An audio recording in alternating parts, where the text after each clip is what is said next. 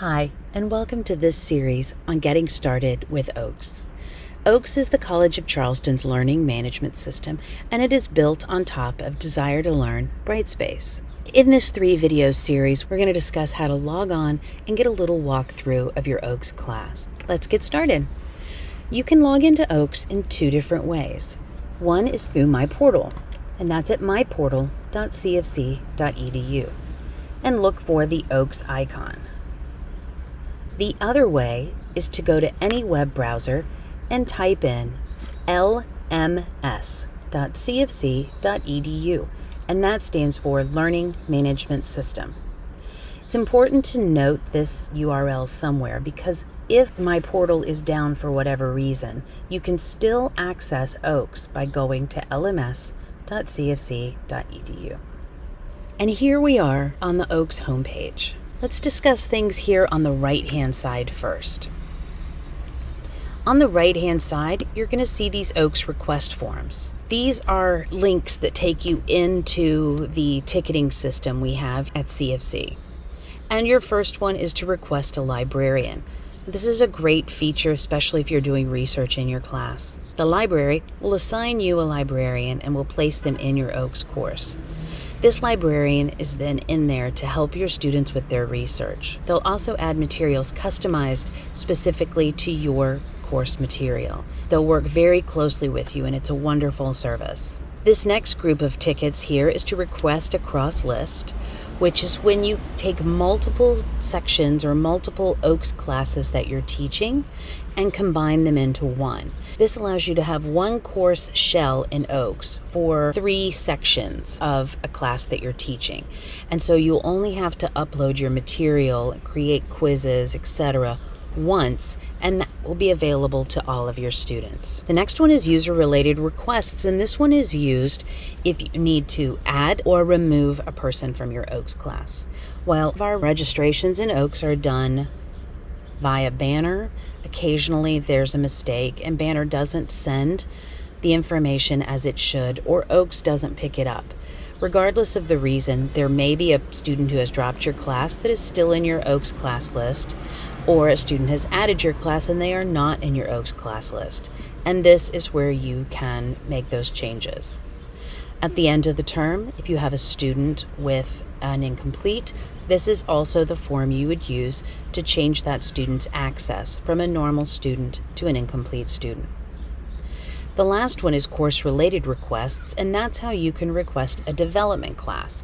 Development class is just an empty OAKS shell that you can use to play around and to learn the system better. As we go down a little farther, you're going to see the course instructor evaluations, and this is one of the methods that students can use to access those course evaluations at the end of the semester. We also have some handy tips and tricks here for copyright.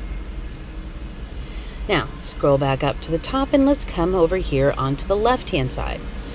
And here at the top, you're going to see announcements. Now, this announcements section is controlled by the OAKS administrator. This is where she will put important news and announcements for you, so read them. As we scroll down a little farther, you're going to see your My Courses widget. This widget allows you to access your courses by term. Also, if you scroll all the way to the end, you'll see the development course tab, all your development courses, which we talked about a little bit earlier, and any ongoing non-credit courses. These ongoing courses are normally classes that were created outside of Banner. So your department may have one of these classes, or a committee that you're working on may have an ongoing non-credit class. And so here's an extra little tip for you. Instead of having to constantly scroll all the way to the end to see these, what you can do is you can pin these. And the way I pin them is to find the course, mouse over it, and here in the upper right corner of that course, I'll click on the 3 dots and choose Pin. What that's going to do is place it in the pinned category here at the beginning of the list. Your current terms will always show up first, so this just prevents you from having to constantly scroll to the end of what, while now may be a short list, in the future will become quite long. There's one other way in which you can access your OAKS courses that you might find easier, and that's through this Rubik's Cube icon up here. Others call it a waffle. I'm partial to the Rubik's Cube. When I click on that, you'll see that all the courses I've pinned show here at the top, and next are the courses in which I have accessed most recently. This is just a handy way to pop back and forth without having to come back to the OAKS homepage. Let's drop into one of these classes and see what they look like. Let's drop into this course here. Just going to click it, and here we are inside your empty course. You may change this banner if you'd like by clicking on the 3 dots right here and saying change image. You can upload your own customized banner, but we have been having difficulties with that image showing for some students, and so it is best if you choose one of the ones that already exists. You can always look for anything else and then just choose add this image. As we scroll down, you'll notice that I also have an announcements area here. Once I'm inside my class, the announcements area is something that you as the instructor control. You can add a new announcement by choosing the drop-down arrow next to the announcements and saying New Announcements. Here we'll give it a headline and we will type in content. It's always a great idea to create a welcome announcement so that your students have something there on that homepage when they first log in. As I scroll down, you'll notice some other features. To be honest, all I really have to do is give it a headline and content, and I can choose publish. But I will tell you a few other features that you have available, and one is that you can choose to delay start this. So I might write it today, but I don't want it to publish until the 7th. If it's a timely announcement, such as this weekend I have an extra credit opportunity for you, you might want to post it today, but you might want to remove it automatically on Monday because it's no longer appropriate. So I can also choose to have this removed on a specific date.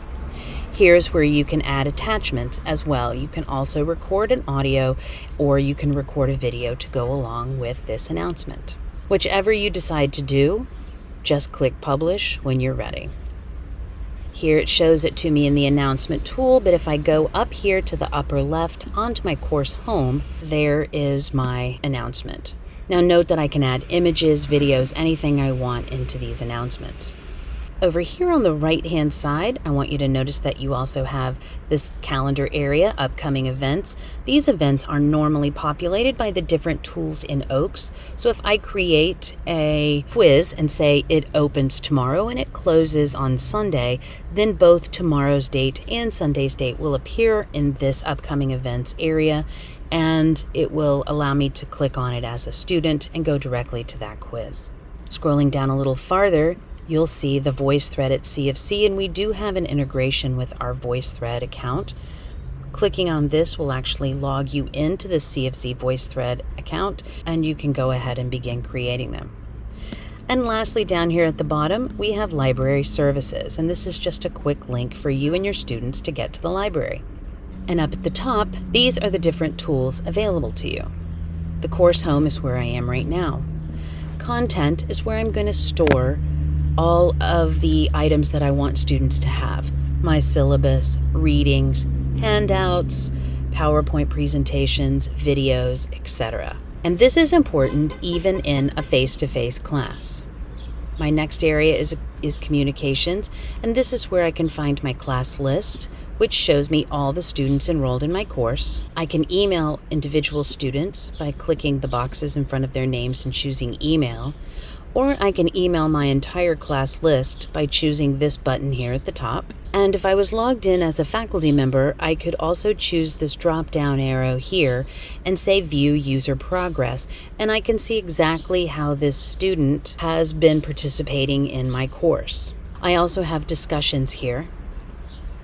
In grades, this is where you're going to find your grade book, the assignment tool, online quizzes and tests, a quiz question converter to help you build those online quizzes and tests, a link to a Kindy, which is a bubble sheet grading application, checklists and surveys. And management is where you can pretty much get anything else. There is an attendance tool. You can access your calendar. This shows you the class progress, not just for an individual user, but for your class as a whole. And and groups, where you can choose to make different groups and release certain things in your courses just to that group. In Edit Course, this is also where you will find every other tool available to you in OAKS. This ends video 1. In our next video, we're going to spend some time in content.